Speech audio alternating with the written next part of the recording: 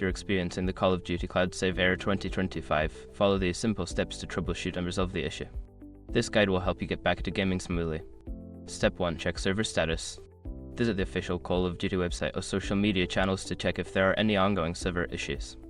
Sometimes, the error may be due to server maintenance or outages. Step 2. Restart your game. Close the game completely and restart it. This can refresh your connection to the servers and may resolve temporary glitches causing the error. Step 3. Verify game files. If you're playing on a platform like Steam or Battle.net, use the built-in feature to verify the integrity of your game files.